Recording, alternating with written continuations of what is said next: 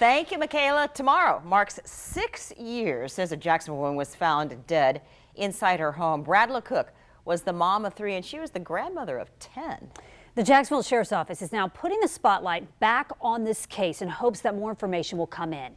Here's Katie Jeffries now, who leads our Unsolved series featuring local cold cases. Bradla Cook went by the nickname B with her grandchildren. She loved cooking, gardening, and of course her family. But in 2015, a burning car would lead to a terrible discovery. And since that moment, Bradla Cook's daughter has said they've been waiting for answers and justice. With a big smile and holding on to her grandbabies, Kara Trimmer says her mother radiated love for her family. My kids' favorite memories with her was going yard sailing, as they called it. Who would just go shopping for garage sales together. But the making of memories came to an end on October 28, 2015. Jacksonville Fire Rescue responded to a burning car near Hyde Park in Ellershaw on the west side. The tag number came back to Bradla Cook, so officers went to her home just over a mile away on Harlow Boulevard, and they walked into a brutal scene. Bradla was dead, killed by blunt force trauma and knife injuries. Detective Ray Reeves with the Cold Case Unit at JSO is re-examining this case. He says the attack on Bradla wasn't random, it was personal. There were no apparent signs of forced entry. It didn't appear to be a burglary.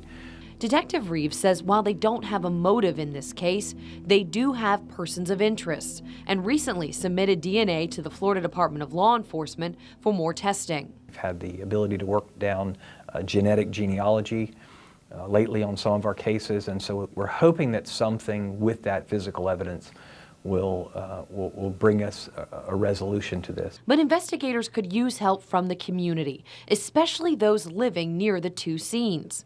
Anything they remember, even little details about that night, could be a break in the case. Someone walking by, or I heard a sound, even a time frame that could give us something. The cars or someone in that neighborhood at this time would be very, very beneficial. Trimmer says she is encouraged that the cold case team is looking at her mother's murder, because with the case still open, her family can't fully grieve. The frustration and the anger that it has been, not only for me, but my children and my family and her friends and her church, you can't put that into words. She hopes anyone with information about her mother's murder will do the right thing and give the family the justice they deserve for a grandmother who still had decades ahead of her to make memories with her grandchildren. We just don't want it to be one of those cases that people forget about. I know it's been 6 years, but for those of us that work cold cases, there's no statutes of limitations. There's no time that we won't go back and look at cases. If you have any information about the murder of Bradla Cook, or if you think you know anything that could help, contact the Jacksonville Sheriff's Office or Crime Stoppers. Katie Jeffries, First Coast News, on your side.